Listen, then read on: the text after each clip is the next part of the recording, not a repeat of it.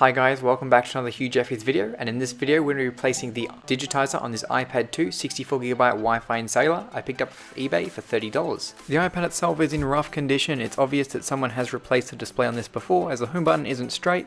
The current screen on here is completely shattered all up one side from a corner drop. As you can see, one of those corners is completely smashed in. The back of the iPad does have some engraving with some guy's name and phone number on the back, but that wasn't a really big deal. Now, like I said, I picked this up off eBay for $30, which I thought was relatively cheap for a 64GB Wi-Fi and cellular iPad 2. Now, I currently own an iPad 2 16GB Wi-Fi, which is a 2.4 model, which means it cannot be downgraded to iOS 6.1.3. Now, I did manage to downgrade that device to iOS 8.4.1, which is still being signed as an OTA update, so with some jailbreaking and simple modification of the system identifier, I was able to quote-unquote update to iOS 8.4.1. This iPad I got here is running iOS 9.3.5, and like I said, is a 64GB Wi-Fi and cellular model. Now, the iPad 2 on iOS 9 is extremely slow and laggy, but luckily this is an iPad 2.2, which means I can downgrade it back to iOS 6.1.3 as Apple still signs the firmware file on their servers. To do the downgrade, it's very simple. All you need to go ahead and do is download the IPSW for iOS 6.1.3 from websites such as ipsw.me. Now, just keep this in mind, it only works on iOS 6.1.3, no other iOS versions. Then all you need to go ahead and do is restore that file in iTunes, and the iPad will downgrade itself back to iOS 6. As you can see here, I can go ahead and set up the device back on iOS 6, and it activates just fine with no issues at all. And just to confirm that, going into settings, general and about, you can see there iOS 6. So now it's time to fix up that cracked screen. So what I've ordered is a new digitizer, a new bezel, as well as adhesive strips for the iPad itself. Now, if you are purchasing a digitizer, I do recommend getting one with a built-in home button that's already been installed. It does save some time and a little bit of mucking around. Now, to actually remove the glass on the iPad, you're going to need some kind of heat source. Now, what I used to use was a hairdryer, but I've actually now got a SMD rework station, which I'm actually just using the hot air gun off of that, set at around 150 to 200 degrees. It really depends on your station if you are using this method.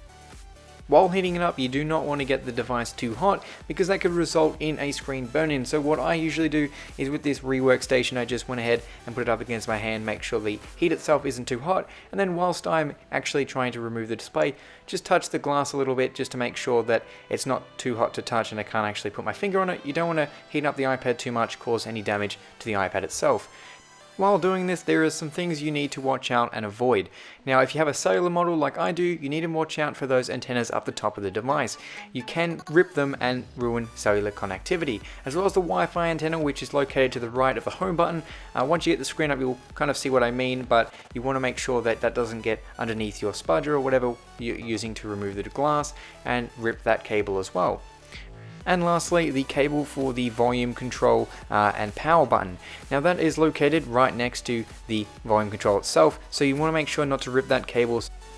Once you've gone ahead and loosened up all the adhesive around the device, you'll be able to open it just sort of like a book toward the left, and then you can go ahead and undo the 4 screws holding in the LCD and remove that cable. And then the LCD is actually free from the device, and then you can go ahead and disconnect the digitizer and remove that from the iPad. And now, as you can see, this is inside the iPad 2 64GB cellular. Now, what I've got to go ahead and do is remove the old adhesive and the rest of the glass that didn't come up with the display. So when I go ahead and put the new adhesive and new screen down, it all sits nice and flush and won't have any old glass or adhesive underneath it. Now, if I was just to go ahead and put the display on without fixing up the corners, you would have massive gaps as the screen itself wouldn't sit flush with the iPad. So to fix that, I've just simply got out a file from down in the shed and gone ahead and filed down the corners so the screen will sit relatively flush, or as best as I can get it, to the iPad itself. And go ahead and test fit the new digitizer into the iPad, make sure it's relatively good, and then I can go ahead and apply the adhesive to the iPad and get it prepped for the new display.